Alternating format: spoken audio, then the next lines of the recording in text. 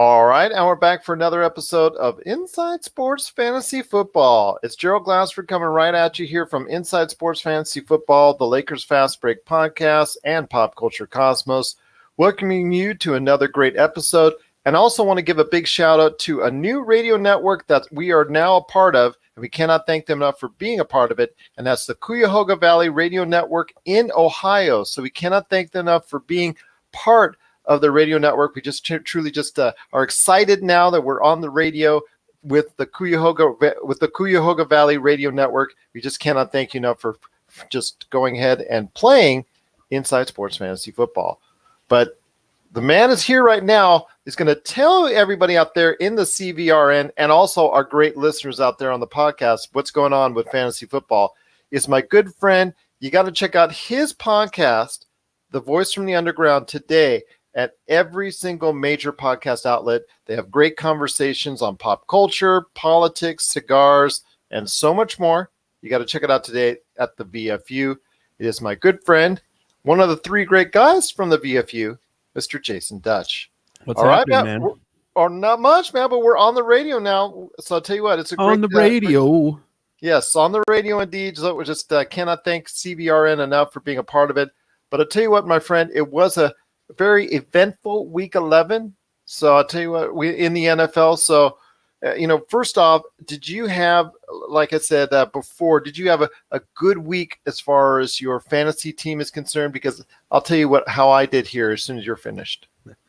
Well, one of my teams seems to lose every week, no matter what happens. So I have three leagues that that matter, that I pay attention to. I went 1-2 this week, which is, pretty typical. It appears either 2-1 or 1-2 is usually how you're going to go. Those 3-0 weeks are difficult to get. My impenetrable Fortress team had some guys on bye and a few underperformers, so they lost, but it's okay because I still have the number one seed already wrapped up, and I figured better to score 90 points now than in week 15.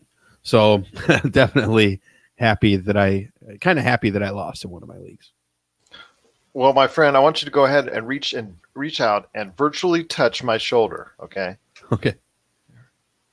There you go. Ow, man, you are burnt, man. You're burnt to a crisp because I am the hot man indeed in our league right now. I'll tell you what, 6 wins in a row for me. 6 wins. Wow. I'm so excited. I'm pumped. My team has just been rolling. Rawhide. So like Scott Rowland, former third baseman of the There you go. That's yes. Rolen there. Yes. But Scott Rowland. Rolling. Yes, rolling indeed. It's been great. I'll tell you what, finally been able to put the pieces together. I've had one of those teams that has the highest scoring offense. Like you mentioned in a previous episode, you have the highest scoring offense, but everybody seems to be scoring at will against you when you're matched up against them. Everybody has big days and whatnot. So it was finally translated that these teams were either, just not paying attention or just at this, and also just a lot of good luck maybe comes into play. But yes, I've been able to maintain those high scores week in and week out, and it's finally translating into success.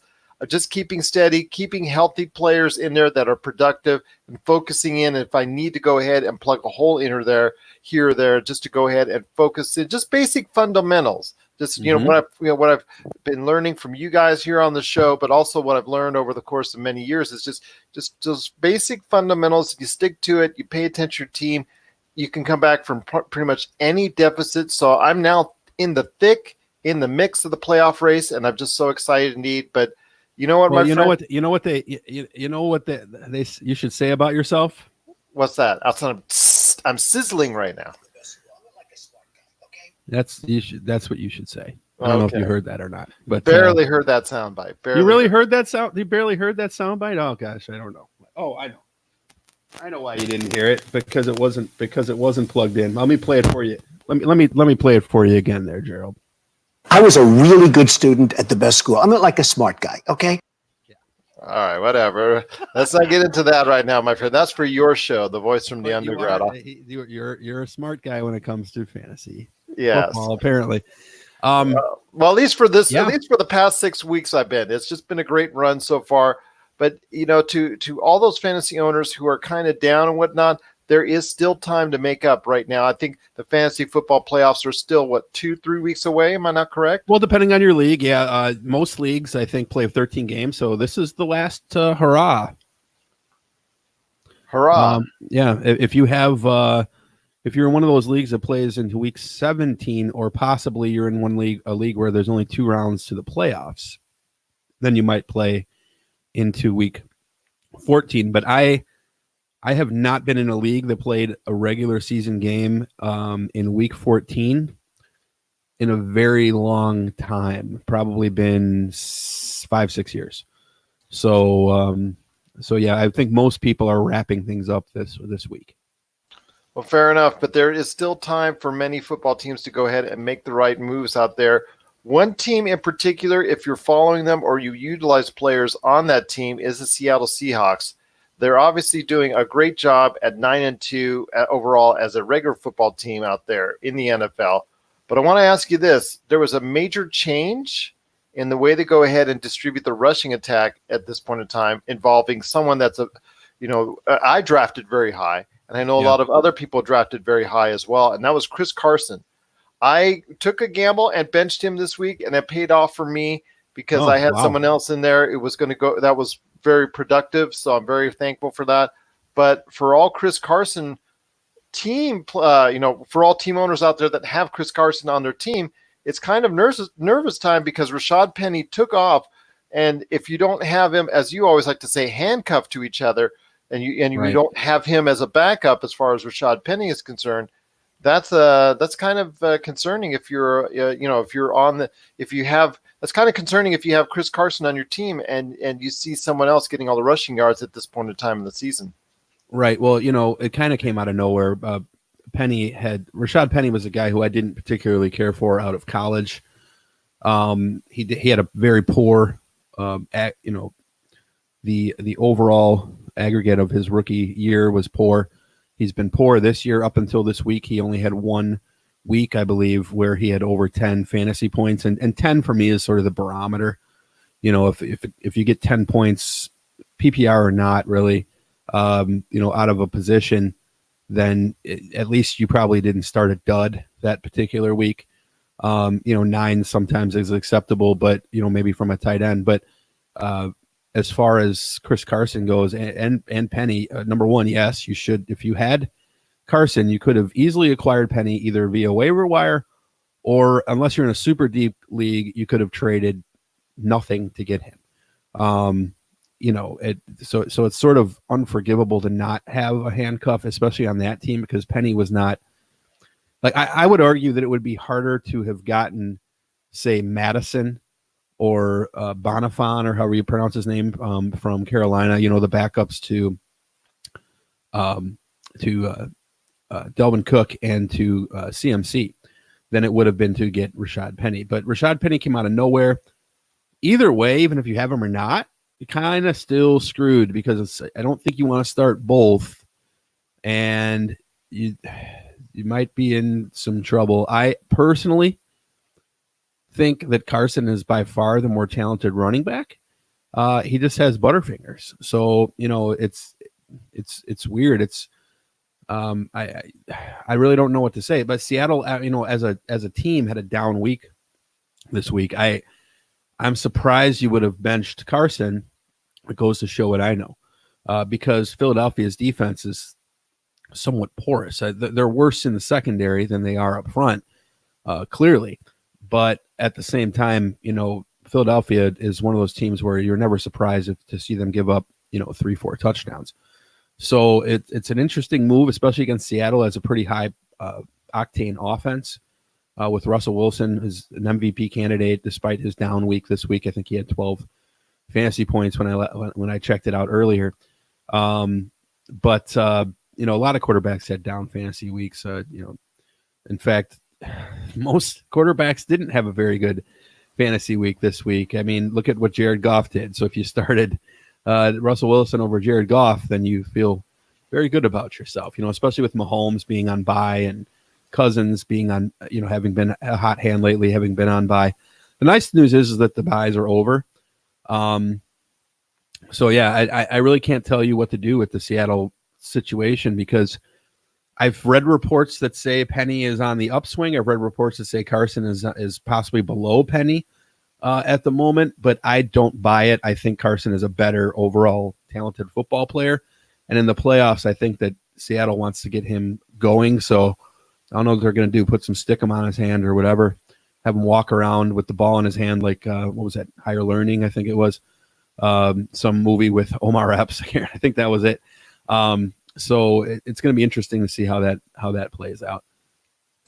Very interesting indeed. But if you can get him off the waiver wire with Rashad Penny, then I would suggest going ahead and do so. Yeah, without a doubt. He's going to be a top pickup this week in leagues where he was available, and for good reason. There's really not a lot out there to pick up outside of him. Possibly that this Laird kid from Miami. I don't see Miami sticking with Ballage much longer. And Laird had 3 carries for 21 yards, which is 7 yards per carry.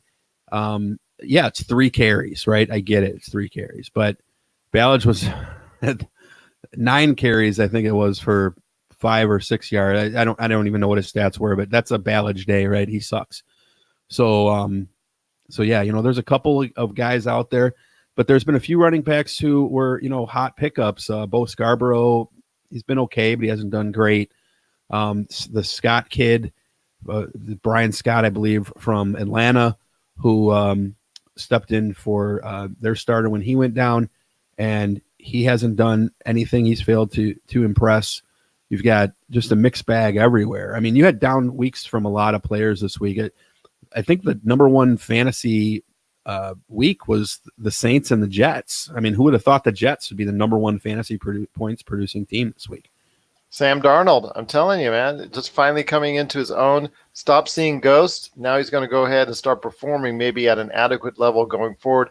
Is he a risk out there? I mean, is he something that you want to take a risk on? Excuse me.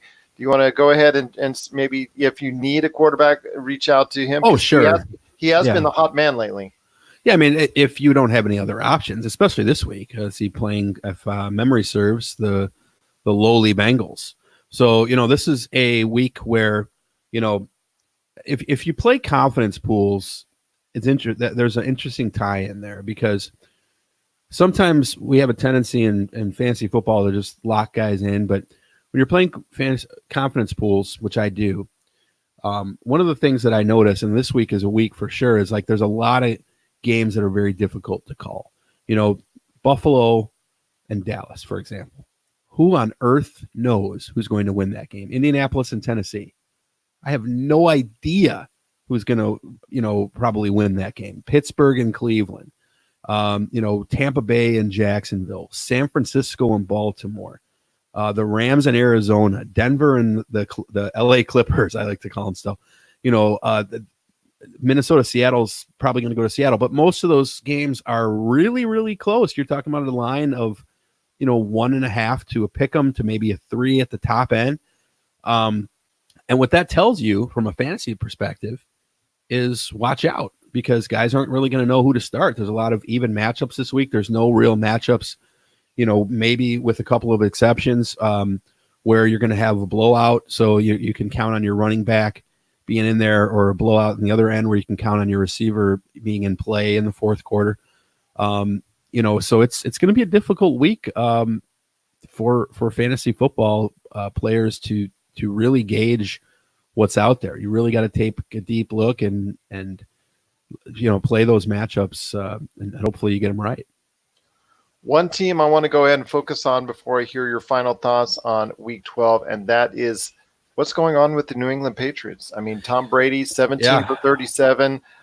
It looks like he's very frustrated. I'm not sure if, Father Time has started to tap him on the shoulder and say, you know what, that's it. Or if it's just the fact that he just doesn't have the type of targets or the type of weapons that will just go ahead and make his offense click at this point in time. Well, Charles, as we know from this show, Uncle Chuck, as I like to call him, he offered me Brady today, and we're in a dynasty league together. and he offered me Brady today for Goff. He also, and it wasn't straight up. He offered me Brady and another player for Goff, and I was like, no. Now there's a lot of reasons for that, but number one is, my team's done this year, so I'm not looking to win in the playoffs. But he is going to be in the playoffs, probably, and he's looking to unload Brady. So that should tell you something, because Charles knows his fantasy football. So there's trouble in New England. But yet they keep winning games. I mean, they're winning their games with their defense. That's for sure. This is reminiscent of the those Baltimore teams and the Bears teams that have had strong defenses in the past. But Brady, part of it though was weather. I mean, the rain was coming down sideways in Foxborough this last week, so you kind of have to throw that one out. I mean, the kicker for the Patriots missed 2 kicks. One of, and I think one of them would have been missed by more than it was, but it looked like the wind was trying to make it go between the uprights and bless Brady more because he's so soaked in charm. But it's just a bad day for kickers. It was a bad day for quarterbacks. And he still managed to throw 1 touchdown pass, which is 1 more than Jared Goff got. So, but there's a lot of bad quarterbacks in the NFL right now. There's some amazing quarterbacks and there's some bad quarterbacks. You've got bad quarterback issues on how many teams? I mean, the Raiders don't have, I don't like Carr. Denver's got quarterback issues. There's issues with Phillip Rivers. There's issues with Goff. There's issues in Jacksonville. There's issues in Carolina. There's terrible issues in Washington. Pittsburgh's had some massive issues with them, with Rudolph being benched now. Baker Mayfield has sucked. Daniel Jones hasn't been particularly great. Aaron Rodgers is down. Miami is Miami. Wentz has been hurt. We've got a backup in Jacoby Brissett in Indianapolis. Tennessee's starting Ryan Fitzpatrick. The Bengals are in disarray. Buffalo doesn't have a particularly good situation. Detroit's starting a backup quarterback. Trubisky sucks. Brady's having issues. Atlanta is probably, Ryan is Matt Ryan. So, I just named most of the teams in the NFL right there. Right? So that's troublesome. I probably named half the teams in the NFL that don't have a good quarterback situation right now. I'm not going to count out Aaron Rodgers, but he had a terrible game. The Packers just got decimated by the 49ers. It was shocking. I would not count out Aaron Rodgers. In fact, No. I've got a decision to make between him and Drew Brees for this weekend over Deshaun Watson, because Deshaun Watson is going to be playing New England, and their defense is still very strong in New England. So kind of worried of those 3, which I'm going to play.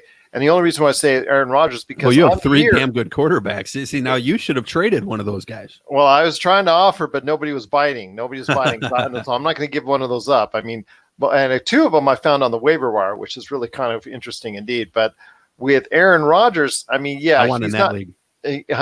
I will tell you this. Yeah. ESPN, my friend, ESPN. But I will just tell you this: when it comes to Aaron Rodgers, on the surface, it looks pretty good. 18 touchdowns, 2 interceptions. He's thrown for over a couple thousand yards. So that's all well and good. But it's seemingly at the wrong times when they're playing a higher level of competition, he's not able to produce. But it doesn't matter this week because they're playing the Giants. So I have my choice. Drew Brees again. Drew Brees is going to be playing the Atlanta Falcons.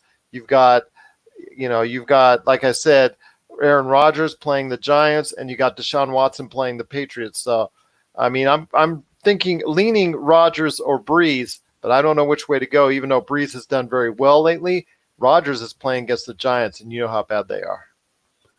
Yeah, that's a tough one. I think in that particular situation, very rarely will you hear me say bench Deshaun Watson.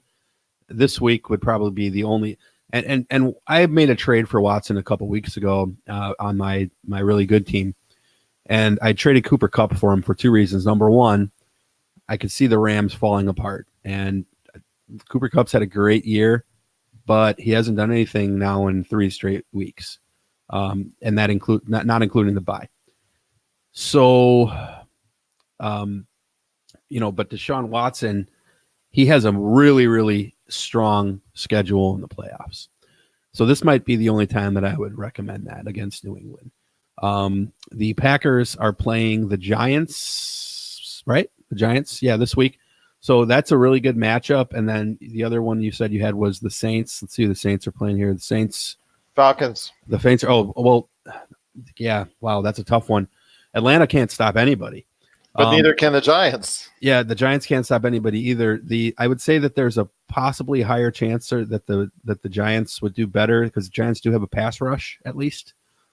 So the Falcons they don't have a terrible defense, but their secondary is bad. So that's a pretty good matchup there. I think you'll probably be in the 20-25 point range with both of those guys. So you're probably not gonna. I don't think you're going to be in a situation where you're sitting a guy who got 10 points for a guy who got you 35. I don't see that being the case. So you'll probably be okay either way. You could have worse options. I could have worse options. So I'm just excited for that type of matchup because I'm going to need it because I tied up with the Houston team as far as, like I said, Deshaun Watson, but I also have Hopkins and I also have Carlos Hyde. So I'm thinking about benching at least two of those three. Maybe sticking it out with Hopkins because he's done a very good job so far. So yeah, you got to start Hopkins. Yeah, I wanted to go ahead. Oh, go ahead. That's one other thing that I've kind of learned my lesson with this year is having too many guys on one team on your team. You're going to feast and famine with that team. So it's. I think the. One other thing I wanted to jump on was the two games that I'm really interested in watching this week from fantasy perspective as well as real life is San Francisco versus Baltimore and the Rams versus Arizona. I think that the Rams are so bad right now. I can't believe they beat the Bears. That Kyler Murray is going to have a huge game this week. So if you have Kyler Murray on your team and you're not starting him already, you got Kyler Murray is looking poised to go for the rest of the year. And I'm super interested to see how Lamar Jackson plays against San Francisco. He tore apart the Patriots.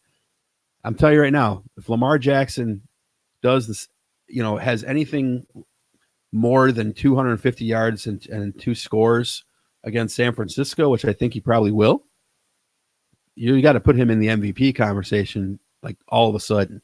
I don't think he beats out McCaffrey, but wow, Lamar Jackson has impressed the hell out of me this year. I honestly, I didn't think I didn't see it coming. He was throwing a lot of ducks last year, and he's just been absolutely amazing. So I'm really interested in watching that San Francisco-Baltimore game. As am I, my friend. MVP, I think, is on the way for Lamar Jackson because he's really looked the part this season. And they wanted him to be a wide receiver. Exactly. Well, before I go ahead and get some thoughts for the Thanksgiving games from you and also the weekend coming up as well, oh, that's right. I almost forgot about the Thanksgiving games. Yeah. Well, that's right. I want to get those questions in as far as what TT has sent to us. TT is actually watching us right now, so I want to give him a big shout out and thank him for watching. He says he has the number 1 waiver pick, so it's almost time to use it, my friend. Would you consider using it on any one of these guys? Okay. Rashad Penny, kind of thinking there. Will Fuller, not too bad. Matt Breida, David Johnson, Chase Edmonds, or Darrell Williams. Wow. Or do you want him to hold the waiver for week 13? Yeah, I see it here. Thank you, TT, for that question. So, TT, I don't know if you're still on, but I'm not sure what your situation is. I mean, it kind of depends on. I don't think you'd go wrong with too many of those guys. I'd probably say because I'm assuming he's going to put this in as a flex position. That's a fair assumption. I think Edmonds and Williams are avoidable, not because they suck, but because it's they're just clearly not. Chase Edmonds is actually very talented, but that's a 3-headed monster now in Arizona, and 4-headed if you count Kyler Murray. So I would shy away from really David Johnson and Chase Edmonds on that list. David Johnson should not be a free agent. So, you're getting a lot of pull there with that one. I would not recommend using it on Rashad Penny. I would probably go David Johnson over Rashad Penny. I just don't trust Penny. And Will Fuller, like I said, great playoff matchups coming up in the playoffs for him. But right in now, Houston, he's going to be playing New England. So I don't think you would be getting him for this week. No, you wouldn't. That's the thing is you got to, TT, I don't know if are you in the playoffs or do you have to win this week to make the playoffs? You have to base your decision on that. So I'll cover both. If you need to win this week and you have no choice whatsoever, and you're looking at a flex position, right? Like, so I don't know who your other starters are, but if you're saying, okay, I just need somebody to plug in my flex because of injuries or shallow rosters or whatever. I don't really think any of those guys are going to have a really particularly great week this week. Breida has not been getting all of the carries there. Mostert's been getting some carries. So, he's probably the best overall player. If it were a keeper league, I'd be all over Matt Breida on that one. Rashad Penny might have the best week of all those guys this particular week just because his counterpart in the backfield is in the doghouse right now. But if you take Will Fuller, you're taking Will Fuller for the weeks beyond. Right. If you think you're going to be in the playoffs, or if you know you're probably not, you're going to go into the toilet bowl, which is still something you want to win because usually you win some of your money back. I think Will Fuller is the guy that I would go with for the rest of the season if that's the type of pick you're trying to make. But honestly, if all of those guys are there, you might want to think about not taking any of them. And then tomorrow, when you wake up, see who's not taken and take that guy and hold on to the number one pick. I mean, I don't think. Well, get this. Hold on. He just answered, and he's number one in the league right now. Okay, so you answered the question then. Props to you. And he is looking definitely at the playoffs. Yeah, Fuller is your guy. I would say Fuller, just because the fact you'll be able to stash him and be able to go ahead and utilize him. He did lead the team in receiving this past weekend. So that's something to think about right there, because obviously teams are focusing more on stopping and double teaming DeAndre Hopkins. So, which is not good for my team, but what can you do? Yeah. I forget who they're, let's see, let's take a look here. The week 14, here, I can tell you who it is on here. So I have Deshaun Watson on my fantasy team. So he's playing Denver week 14, which is Denver is ranked number 3 in the league against the pass, but that's because they're always losing. So everybody's running the ball late in the game. So that's sort of deceptive. Tennessee and then Tampa Bay. I mean, give me a break. Tennessee actually has a pretty good defense, but that might be the most questionable of those 3 matchups. I think Will Fuller is going to do pretty well with what he's got coming. Yeah. Especially in the Tampa Bay matchup, TT. I'm telling you right now, that one could be a shootout, a regular shootout. Yeah, and Tennessee isn't exactly a great team to not give up points. They do have Tennessee probably is the best defense of any bad team in the league right now. Them and Tampa Bay. Tampa Bay has a really, really strong run defense. So those teams are sort of an anomaly. The Bears, I think you could throw in that conversation as well, but it's very, very tough. I would say go with Will Fuller for sure. Unless for some reason you're not confident in your running backs and you want to look at David Johnson, because there's no way David Johnson should be a free agent. You know that. I know that. Gerald knows that. Everybody listening knows David Johnson should not be a free agent. So I don't know if what's up with that. Was he just dropped the other day? I have no idea. It doesn't really matter if he's but it's I would say though, and I don't want to over science this, but there's a possibility that Will Fuller, based on his matchup this week, could slip through waivers completely. But again, if you're going to make the playoffs, you got the number 1 waiver pick. You might be able to get 2 of those guys. Take one with your waiver and wait for tomorrow for the other one. I don't know. But if I only had my choice of one right now, it's Will Fuller. So listen to this lineup he has. This is why he's number 1. So get this: Lamar Jackson, CMC, Fournette, who had a big game. Thank you very much. I have him as well. Chark for a wide receiver from Jacksonville. Godwin from Tampa Bay, who had a great game as well. Kelsey, Julian Edelman, Buckler, and the Pats D. Yeah, and then on his bench, he's got Hilton. So, and Cousins and Madison and the Steelers and Montgomery and can I get in your league next year? Exactly. I don't know how you got all those guys, but I'm giving him a clap for that one. That's just an outstanding. A clap team. for him, and no disrespect, TT, but it's either a clap for you or a smack for the other people in your league. So I'm looking at this, and you're very deep at wide receiver. You have Shark, you have Godwin, you have. I'm assuming the Kelsey is your tight end, unless you start a wide receiver tight end combo. Edelman, and Hilton. So that's 4 top receivers right there. Yeah, that makes and then your running backs, you're at your CMC, Fournette.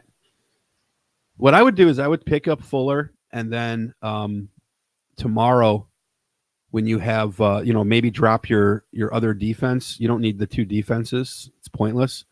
I would drop your Steelers defense tomorrow, unless you see something I don't see on the matchups. I'm not looking at it right now. Or maybe shoot for a trade that you might be able to go. Yeah, trade deadlines are mostly over in most leagues. That's true. But I would pick up Fuller, and then I would pick up one of the leftover running back, because it's unlikely all of those guys will get picked up. Penny might, but like I said, I don't think you're losing anything. So either David Johnson or Fuller would be the guy to pick up tonight, and hopefully maybe we'll be able to get one of those other guys tomorrow for the Steelers defense, because I'm saying Fuller. I just think Fuller because of the end of the season. Yeah. I mean, David Johnson, if he falls through, but then again, you even said yourself, there's an issue with a 3 or 4 headed monster when it concerns Arizona's offense. It is. But also 3 guys who have been knocked up. So, it's the guy goes down. It's tough. Still, David Johnson shouldn't be a free agent in my book. I just don't see how that's literate. It doesn't make any sense to me. But you also can put in. Well, actually, you have the number 1 waiver, so never mind. I was going to say, if you have a lower waiver priority, you can put in multiple bids. But Fuller would be the guy that I go with. But if you decide to hold on to it, thing is, though, that this is your last chance to use a waiver. So, is your team going to fall apart in 1 week? Probably not. Grab a guy while you can. There you go. Once again, I'm talking to Jasen Dutch from the VFU.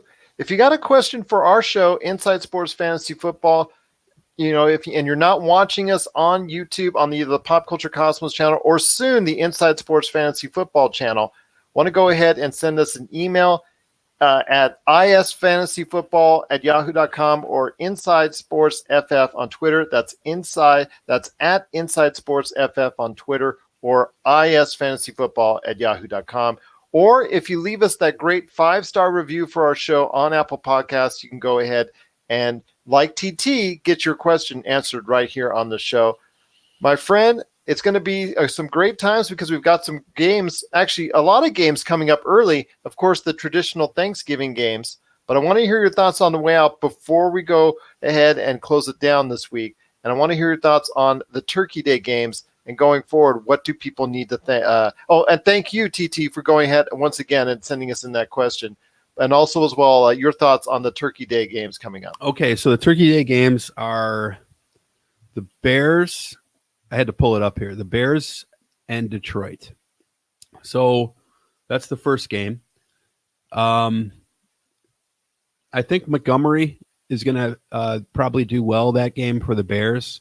I think the Bears defense will do well in that game. Anybody else from the Bears, with the exception of the obvious Ruth Allen Robinson.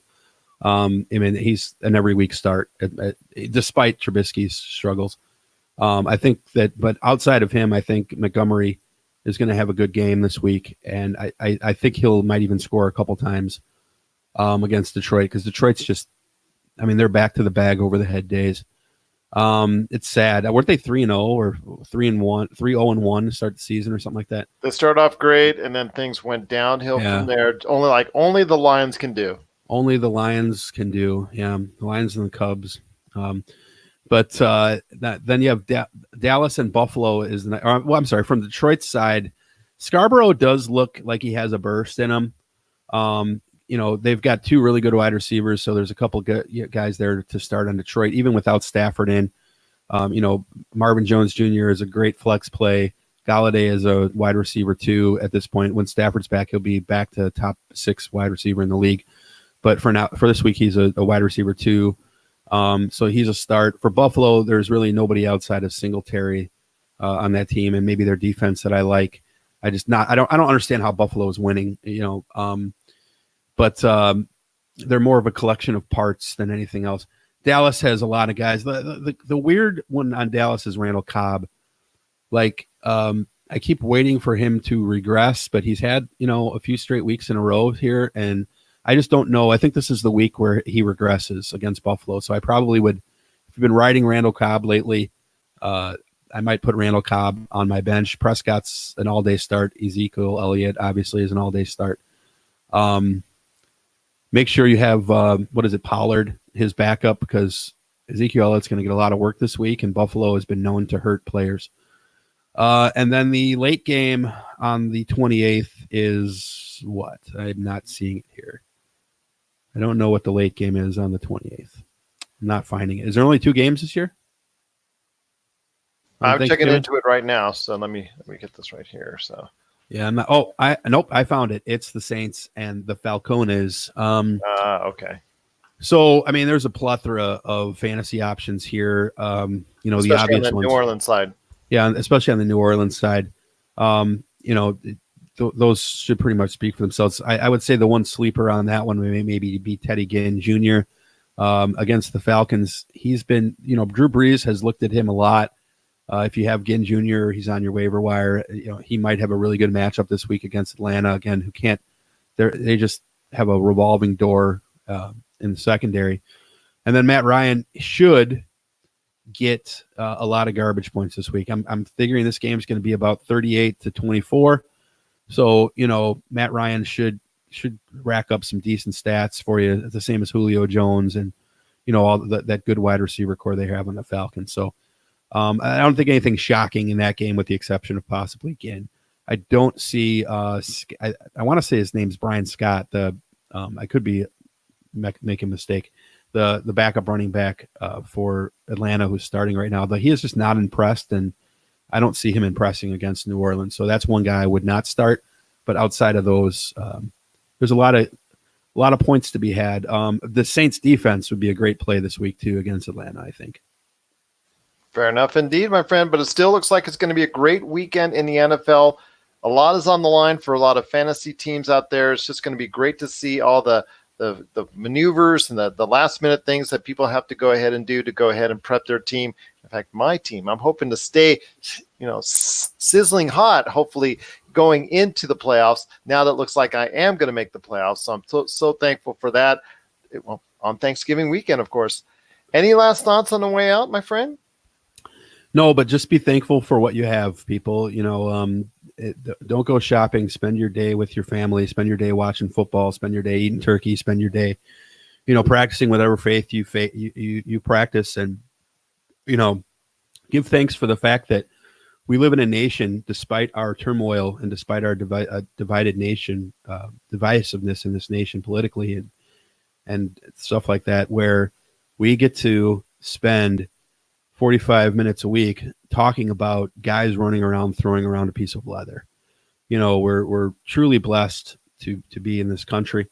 Again, despite her shortcomings, which are many. But yeah, just be thankful for that and enjoy your family. Well, I'm very thankful for TT to sending in a great question. Like you said, I'm hoping everybody will have a safe and happy Thanksgiving out there. And also as well, I want to tell you this, my friend, among the things that you have to do for fantasy football, I would still go shopping. I would still go shopping.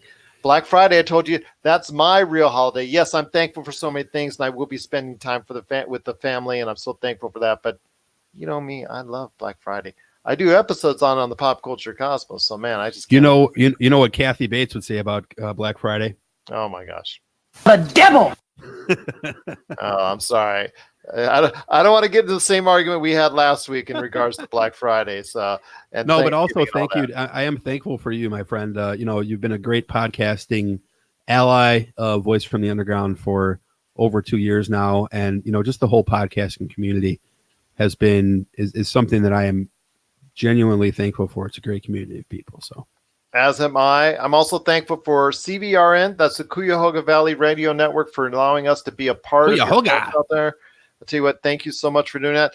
Can you give people an update on what's going on with the Voice from the Underground before we head on out?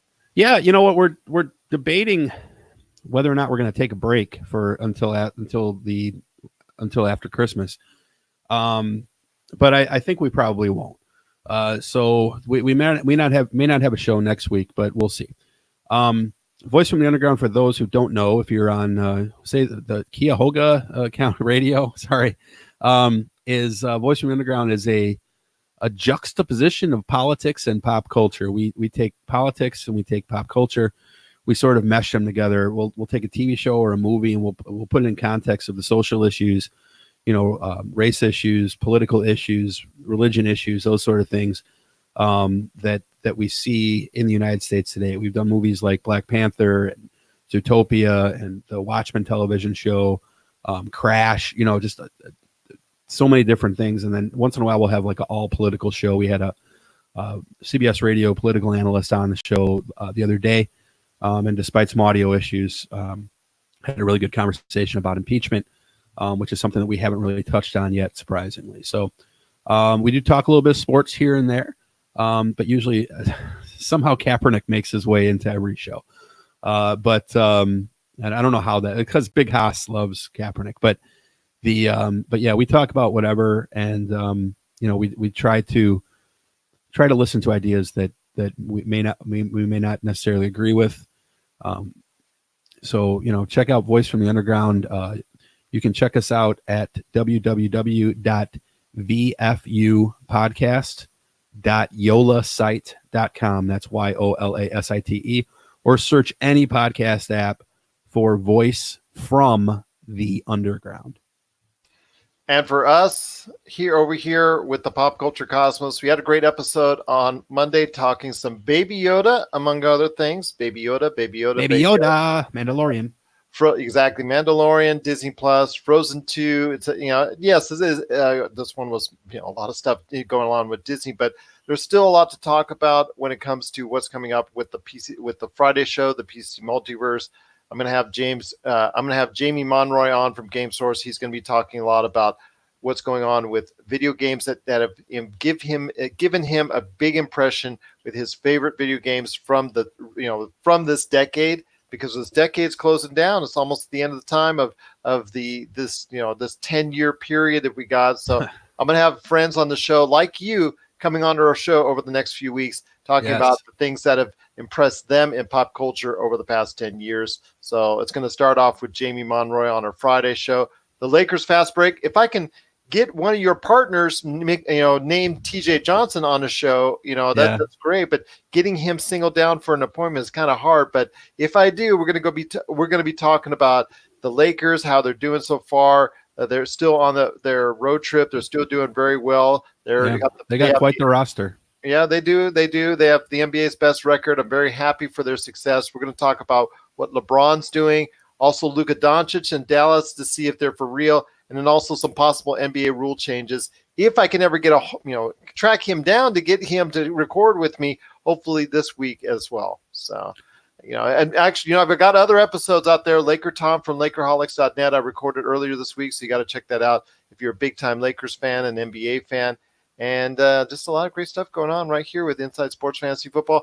I'm hopeful to get Chris Ardieri on for later this week, but I'm not even sure of that because he's here in Vegas. It's a holiday week, man. It is holiday week, yeah. Hey, how about Zach LaVine? 13 for 17 3-point shooting. He was mad at Jim Boylan. That's pretty much that. Yeah, he got benched in the game before. Spoke out about it. Yeah, and he took it out on the basketball court.